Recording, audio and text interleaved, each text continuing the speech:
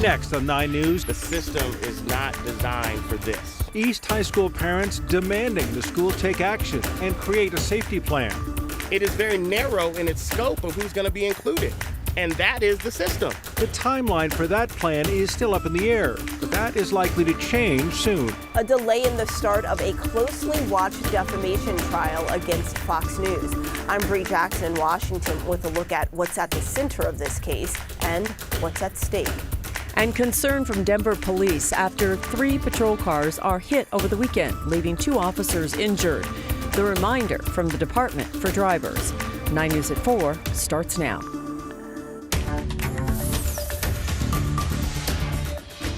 And as we hit 4 o'clock on this Monday afternoon, we start with live pictures coming from Sky 9 up near 85th and Ulster. This is Commerce City, right off of I-76, where a structure has collapsed.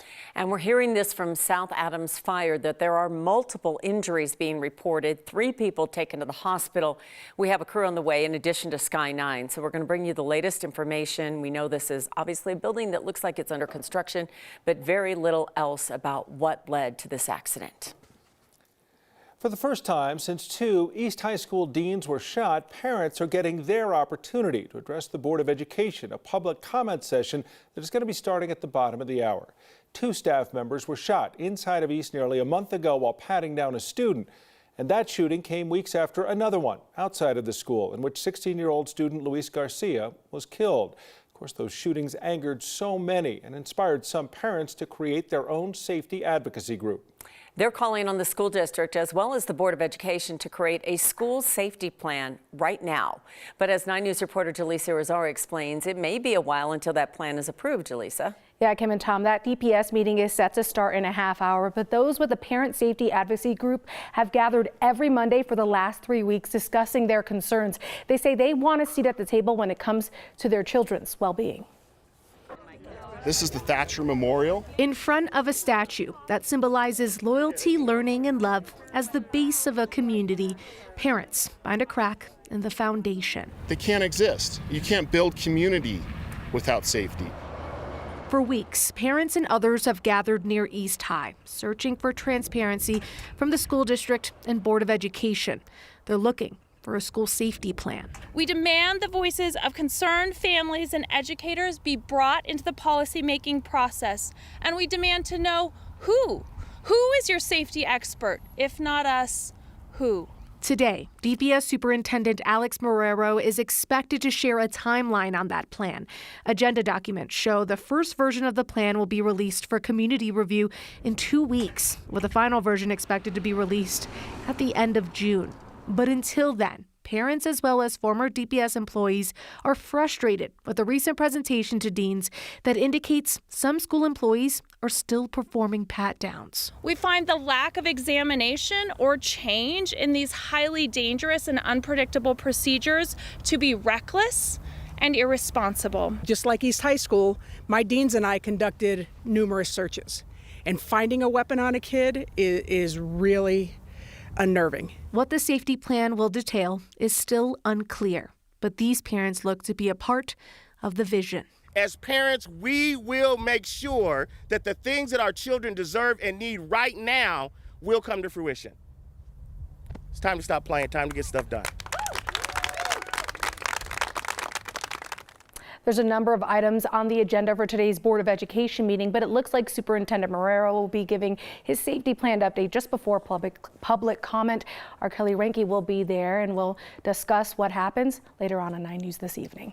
Okay, every week they're there, and we're looking at about 6 weeks left in the school year, so they're asking for something now. Yeah, that's the thing, is time is of the essence. You know, school security and safety is something, it's no joking matter, and it's something that they want to happen right now, not until next school year or wait until the end of the year when school is out. It needs to change now. All right, thanks, Jaleesa. Parents express concerns about individual student safety plans where students are patted down to start their school day. And for weeks, we have been trying to find out how many DPS students need to be patted down to attend school. The district still has not been able to tell us, but we continue to ask for answers. We're taking a live look out at Ball Arena, where it is a happening place, right? Last night was Nuggets. Yeah. Tomorrow night's the Avalanche. Yeah, and then it's Nuggets, and then it's Abs. It keeps going this week. So, and it's sunny, it's beautiful. We don't have anything to worry about if you have to park the car and walk. Yeah, this would be a great day to play outdoor hockey. Oh, wouldn't it?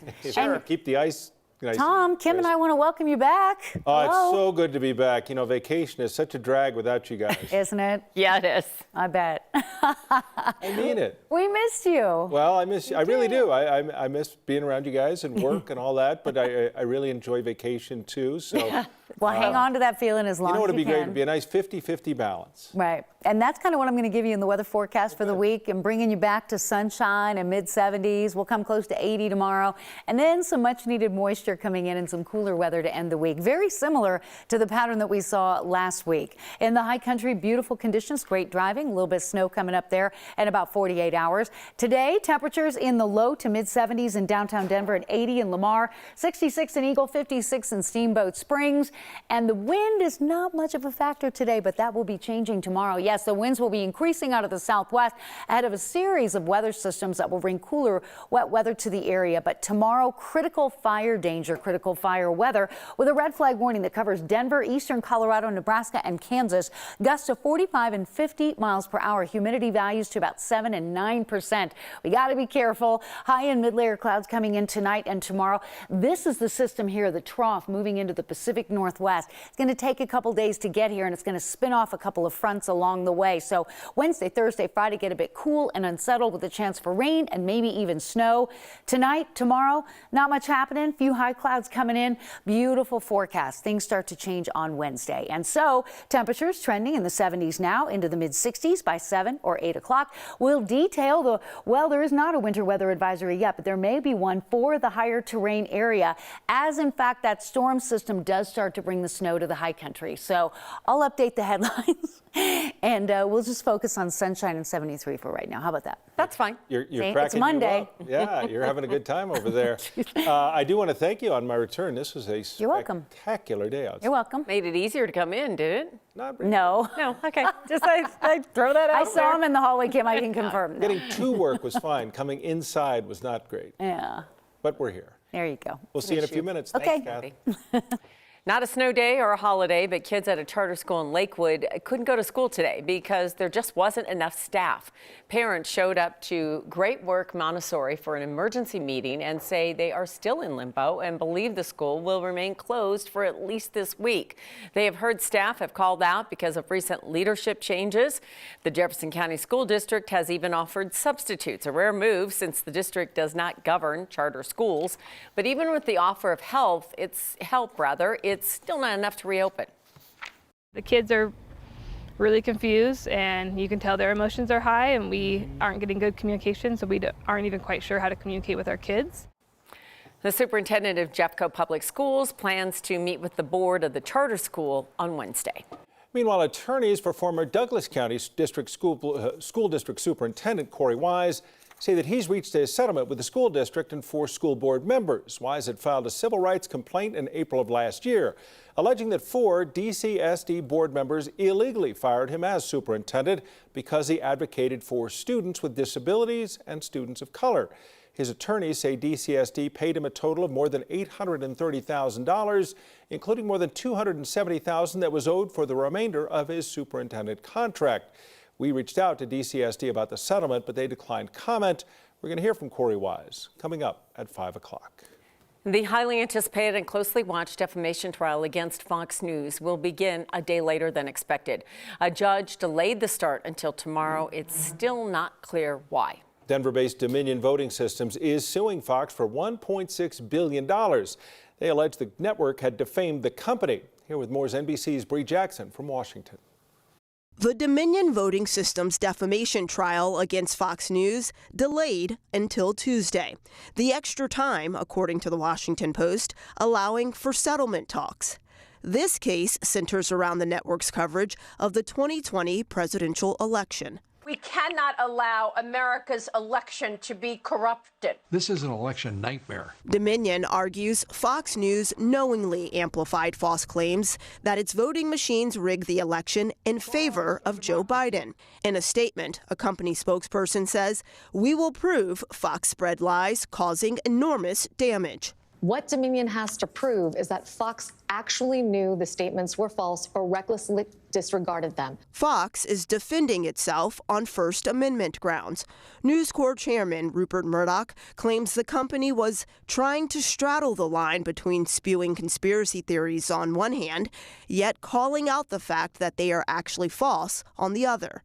But court filings reveal, behind the scenes, people at the network were poking fun at the false narrative. In the form of emails, texts between Fox News hosts, producers, and even its executives. So I would say ordinarily it's a really difficult thing to prove. Here, however, that might be a lot easier than some people think. Former President Trump weighing in on the case online, posting, "Back up those patriots at Fox instead of throwing them under the bus." As the legal fight continues, the stakes are high for the reputations of Dominion, Fox News, and journalism itself. And this case could set a precedent for lawsuits that Dominion has against other conservative news outlets. In Washington, Bree Jackson, 9 News.